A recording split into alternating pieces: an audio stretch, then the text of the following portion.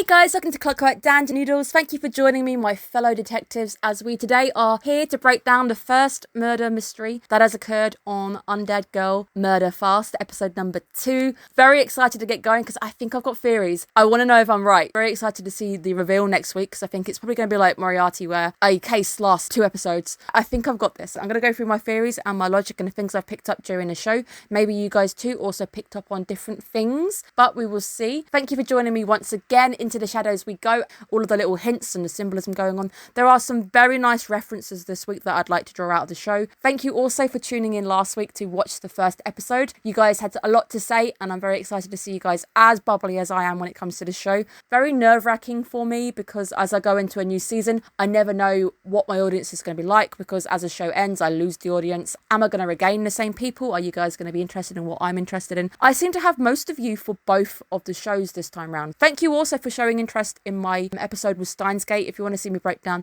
the first episode for Steins Gate, it is up on the channel as we do Clockwork Rewind every single week. Something that you've seen every single video if you've been on my channel long enough. She is actually the mascot. Iona is 10 years of age. I had her created a very long time ago and I figured that it was time for an update. I haven't settled on a final design just yet. Let me cycle through a few. If you guys have a preference as well, you can say if you like the artwork or not going down below. It's just a side note if you're on the channel long enough. If you haven't joined the Noodle Bowl just yet, make sure you hit the subscribe button. We are aiming to hit that 800 mark by the end of the year. It would be awesome to do. Thank you for joining me once again. I am very excited to be breaking this show down and I hope you enjoy what I do. I break down animes every single week, mostly seasonal, but we have got the new feature which allows me to talk about older animes as well. Straight into a vampire plotline, giving me those Vanitas vibes very, very fast, and the Victorian period, of course, because we're going to have Sherlock Holmes coming in a little bit later on. It did also feel very Moriarty-esque because we had the cold open where we introduced the characters and the plot quite quick. I wasn't looking for murder plot details. A few things struck me as odd. I didn't know it was going to end up in a murder. First thing I did notice was the butler. The butler is called Alfred.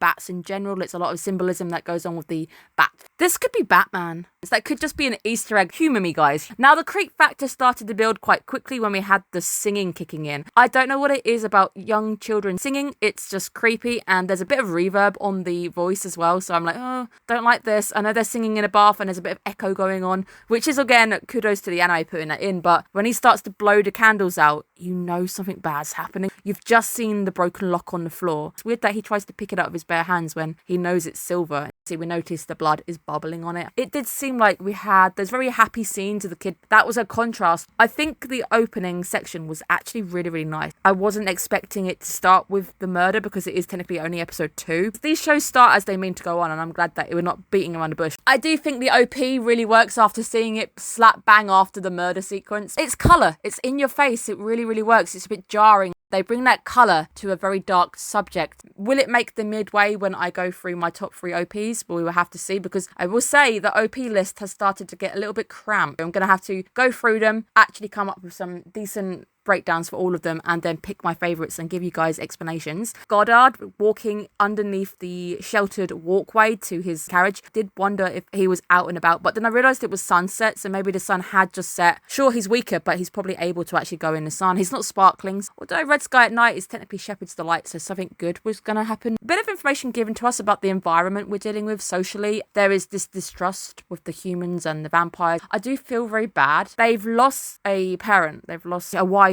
They're vampires, and I've always said that if anyone ever offered me, do you want to live forever, I'd say no. Living forever sucks if everyone around you is either not vampires themselves, or if they are and then you lose them, you've got to bear that pain forever. I do really like the Goddard design. I think something which is striking me with the anime in particular is I really like the art style. I like his style. I think it really feels Victorian. It's got a bit of a gothic twist. Obviously, he's got the fangs. Just in general, I think it's nice, even just having a little bit of red around the eyes. But it's nice to get that little nod into what's going on. What's the environment like? What's the political environment like? There's been a bit of a time skip. Not a big one. Enough time skip for the guys to become infamous because it seems that they've made a name for themselves and they are actually in Europe, which is what we heard at the end of last episode episode that they were going to go to Europe together and go on his hunt is hopefully going to lead them closer and closer to the person that obviously started their motivation for traveling in the first place. So it's nice that we get to look into these mysteries as we go along. Very sad to see that even the judge had ruled it out and the police weren't interested or anything, which is really sad. Police not acting fast enough can sometimes really dampen a case, but I don't know what it's going to mean if we do end up with a culprit, because I'm probably into this way too much. They're probably just going to call the police and be like, it's this person here, we have proof. I'm also glad that it's not technically following Moriarty the Patriot in shoving it all in one episode, and I hated that because it really felt like we were crushing down the mystery, we weren't letting it draw out. Doing it over a few episodes I think really allows me to stew on things. Right now we don't know who it is. I've got a few theories to who it could be.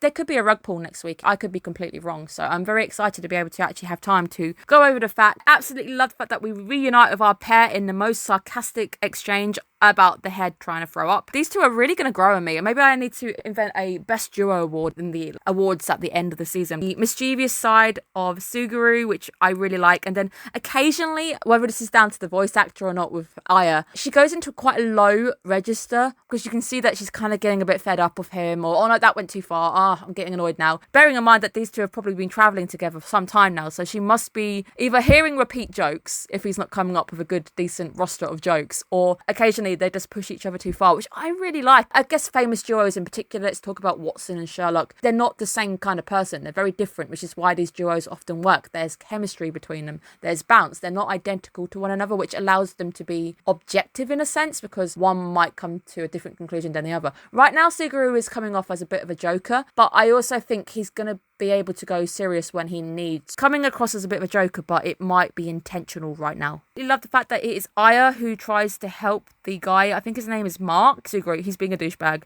Don't let him be a douchebag. Make sure you get paid. I'm also wondering if this little moment with the two, it ends up with Mark having to stay. It might actually be part of the plan. And half of me at the end of it was like, wait, this all just happened. It felt like it was premeditated, where if you upset this guy, we need that ride home. He needs to stay at the castle. So we'll irritate him enough. You try haggling him down, he has to stay at this place. I keep calling it a castle. I think it's a French castle or a chateau. It's really bugging me. It's not a castle, guys. I come from the UK. A castle. Dynamic between these guys is great, and the fact that she's trying to help this guy out. The sad bit as well, where he's actually sober right now and he needs this money, that I thought was really clever, because she's doing deduction via sight. I think there's a point where his foot was in the window. There was a moment where maybe she was getting a glimpse of him, but I'd need to rewatch it. This is an anime where I have to go back and rewatch, because I think there is a point where she does technically get a look. It does result in Mark having to stay at the chateau. This made me laugh because he goes running to Goddard, and Goddard's like, who the hell is this person?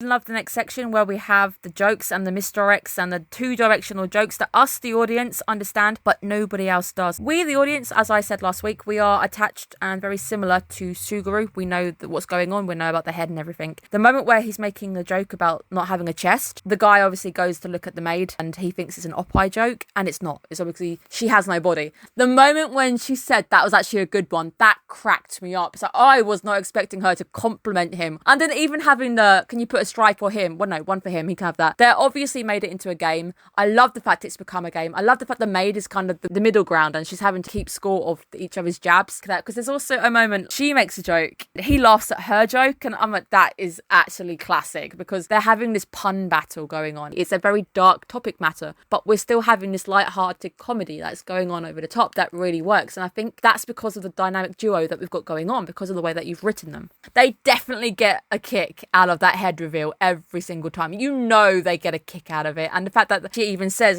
this is just kind of something that we enjoy looking at the reactions and everything. I guess if that's your thing, you could definitely have fun with the reactions people have when they first see that head. Everybody obviously sees the maid and goes, oh, they're just doing ventriloquism. And then eventually when the maid speaks, they're like, oh, okay, it's not her. The little hints that we get to their earlier cases, there is the German newspaper that is shown. I think it said Neuschwanstein. I'm not quite sure, but if that is the case, they've been to a very decent castle.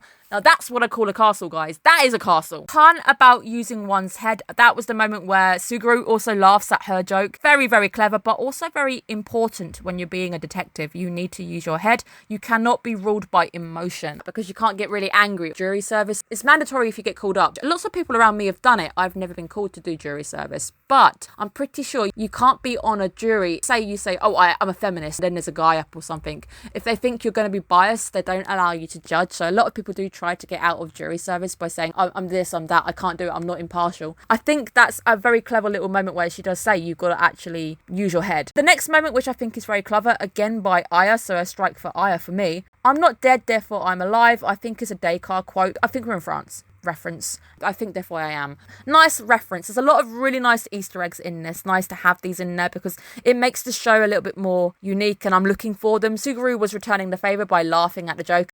Aya says that she wants to hear the words from his mouth. It's already in the paper. Don't trust the paper. The newspapers don't get it right. Aya goes straight for a witness testimony. Nowadays, it's interesting to know that witness testimony is actually unreliable. If it's just witness testimony in a case against somebody, often enough, there's not enough reasonable doubt. Thought I saw this guy over there, and often enough, it counts for nothing, which I think is very fascinating.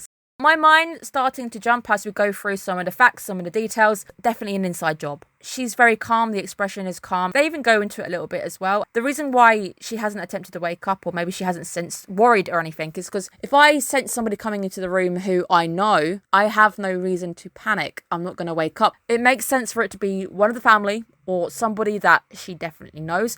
I have 2 culprits right now. There could be a third, which is why I think there could be a rug pull moment. So I don't think we're 100%. I think the show is trying to frame it on Goddard. There's a moment where he also reacts weirdly, where they move a chair. He starts to get really twitchy. And I'm like, okay, he's acting weird. He's reacting. But then it could be the fact that they're reading all these details off. He's traumatized. Could also be maybe shocked to hear it back and go, actually, it could be somebody on the inside. There's a possibility it's one of the family. It could be the butler. I know it is the age-old, the butler did it. Why do I think somebody who's been serving the family for 20 years could suddenly turn? Don't have the motivations just yet, but it's possible, as we are given details that she was once human. Maybe he saw her as a threat. Maybe they conspired. Maybe she did it to herself. That eternity was a long time. Maybe it was getting depressing. Steak was back in the room because we saw it ourselves and there's blood on the floor. So somebody had time to kill her, put the steak back in the room, and then let it be discovered. The blood is still bubbling on the steak, so it clearly means it happened very, very quickly. That's where I also want to rule out Goddard. The only reason I'm sus of him is because the anime is really zooming in on him, and there's a point which I think is clever. Suguru has his fingers up and he's holding up number 2, but it looks like he's framing Goddard right between his fingers. I don't know if the anime is trying to misdirect me, but it's clever. It's very clever because there's also the bit where he starts to get really shifty. His eyes are spinning around the room, he's looking at everything.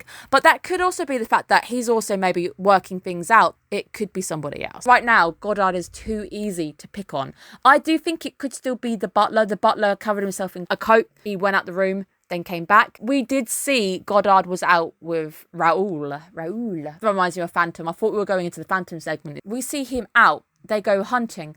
The kid is obviously left with the deer on the floor. I don't know if I saw the butler at that point. Well, shouldn't the butler have greeted them? But the butler wasn't there. Reeling off all my thoughts, guys, as I go into what I think makes sense. There's also the point where he's outside listening. I didn't even realise Alfred was listening at the time. You can just see him in the background. Obviously, Goddard's getting more shifty, but it could be the case that he's also figuring out that it could be an inside job and it's not just a human. As they're going through the issues of it being a outside job, doesn't make sense. There's too many problems. Often enough, I think with the point where she didn't react as well, it's always somebody you know when it comes to a case like this. And I think most of the time if there's a domestic and somebody ends up losing their life, they look at the other person. Right now, that would obviously be Goddard, presuming he is the husband. At no point, weirdly enough, did he actually say that they were dating, but I just presume that they are actually a pair. It makes sense to me that it isn't him. He's got an alibi, and right now the alibi is that he was out hunting. Murder seems to have taken place whilst they were out, because he also goes to check on the lot. I feel like I know what's going on, but I also don't 100% know. This is what I was really hoping the show would do, is give me something to really mull over. I've got a break now. Obviously, I can go over the episode again, try and see how I feel at the end. Maybe there's something I missed, because there's also the point when they're dusting off the bottle. It is such a shame we don't have DNA analysis at this point, because we definitely need to know if there's any fingerprints on that bottle. Maybe it is Alfred, because maybe he has access to stuff like that. Maybe it could be the maid. Maybe the maid felt sorry for her. Then the maid was with the kid and they did say they've been singing for a while. They've been quite loud. It's between those two, and I think the wild card is perhaps one of the sons. Maybe he had a previous wife and she died. He took a new bride and she was a human and he obviously transformed her. Maybe the kids aren't actually hers. Jean, we don't actually know a lot about him. Raoul, he's accounted for because he's with Goddard at the start. Suguru is sticking his tongue out. What do I do for number 7? What do I do? This is the moment where Aya really gets frustrated. The register goes really low. It's just like, Nunda. Aya getting frustrated is super cute. I don't know why. We do actually have anime awards end of each season. Definitely putting Aya on the list because I just think she's great. I don't know what it is. She's really interesting to watch. Seeing that dynamic between the two and her getting frustrated. Definitely giving you the idea that I've been here a while. I've been with this guy for ages. We've been traveling together. I've heard so many jokes. What now? You're an idiot. Get it over with. The moment when he spins around and scares poor Lottie as well. That's sad. She's just lost her mum and then you just freaked her out. It's like, come on. My 2 theories right now is Albert is leading the way. I think it's either going to be Albert. I'm putting myself off when it comes to Goddard more and more. Now that I'm thinking about it, I don't think it's Goddard.